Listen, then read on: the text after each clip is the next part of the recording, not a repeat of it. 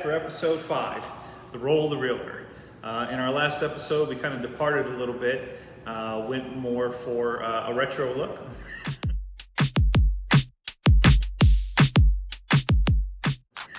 So to speak. Today we're going to be diving into a topic, and you're thinking, well, Chris, geez, I'm pretty sure I've worked with a realtor before. I'm pretty sure I know what and how that whole situation is. But this is actually something that I've wanted to talk about for a long time. By the way, you wouldn't believe the amount of work that goes into trying to get anything even reasonably close to the proper lighting for these videos. I'm doing this oftentimes on location out here on the open house circuit. So this is very much a topic that I've been wanting to touch base on.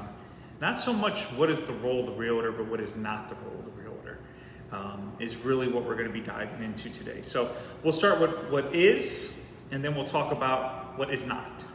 Okay? Realtors or real estate professionals as an extension really are there to be service providers, facilitators.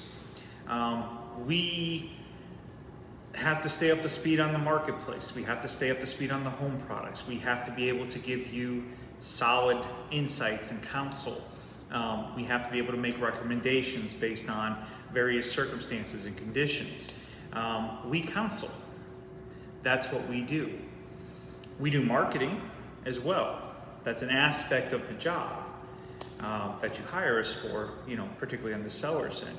But really, it's more of a trusted advisor type position.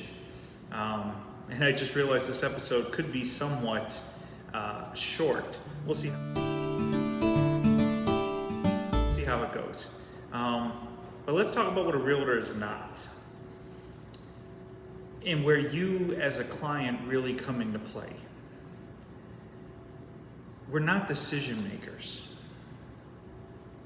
I want you to sit with that for just a moment. Throughout my career, there's been this kind of back and forth. I wouldn't call it adversarial, but maybe just a misunderstanding or misconception of what a realtor is supposed to do. Okay?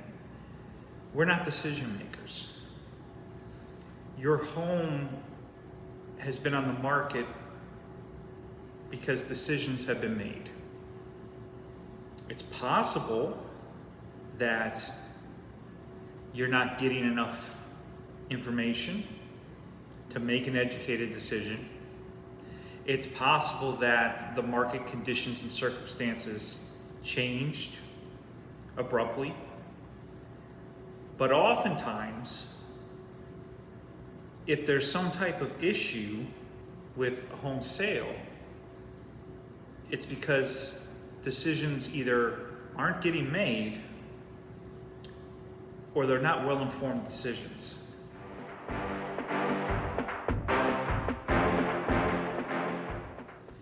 And this is critical. I can give you everything you need to make an intelligent, well-informed decision. But you have to be willing to make that decision. And if you're not, then the outcome is going to be what it is. Not that much different on the buying side, right? We're kind of in an era of low pressure, right? No pressure, right? We come out of the 80s and literally you go back and you read some of those training manuals for sales and it's like, demoralize and diminish and be slick and corner the customer and I think to a certain degree we've almost overcorrected to the point where we're not even comfortable asking somebody to make a decision in this industry. It's tough. It's tough to know where that line is as a professional between being overbearing, being too insistent, or making the person aware that if you fail to act, there are consequences. if you're willing to live with those consequences, so be it. But you should at least be aware that there are consequences. There are consequences to inaction. You know, we think about consequences in terms of action, but there are very much consequences in terms of inaction. I'll give you a quick example. This video might actually go a little longer than I thought. I had a gentleman many years ago who was right on the cusp of being able to afford what he most desired in terms of a home here in the Villages. And I blame myself for this scenario because I should have asked him more profoundly to ask. I should have been more forward. And I wasn't. And that's my family. Right on the ability to do what he wanted to achieve. But he went home. He didn't pull the trigger. He didn't make the commitment. He didn't move forward with the offer. Comes back a year later. The market has radically changed. He's nowhere close.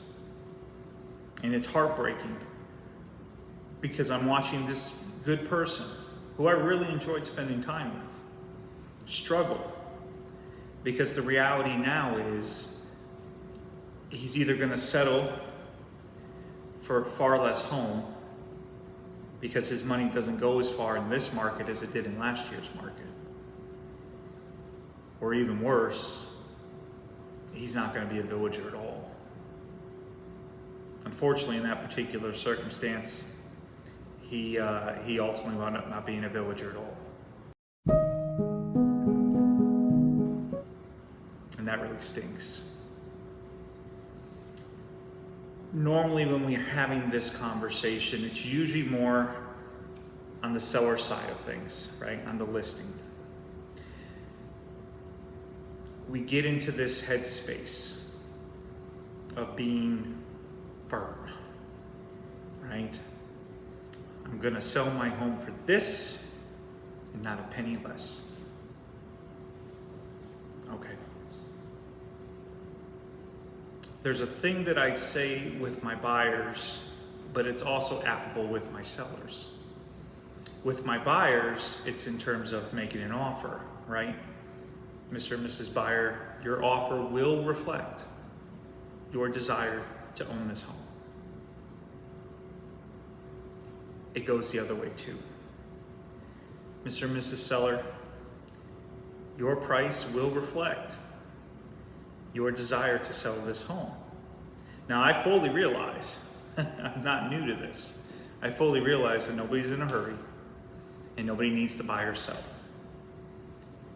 But if it is your desire to achieve a certain outcome, your actions will reflect that. But it is not the realtor's role, not even within their ability, to produce an outcome that the market will not allow. Your home is $20,000 overpriced. You're aware of this. You've been made aware of this.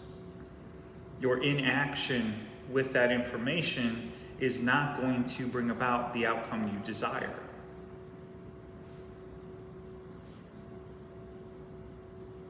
All we can do as professionals is give you the information you need to make a well-informed choice. That's all we can do.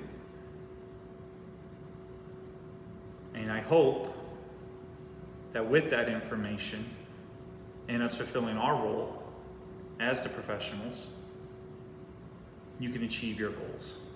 We want you to achieve your goals. So this one, a little bit more of a serious video.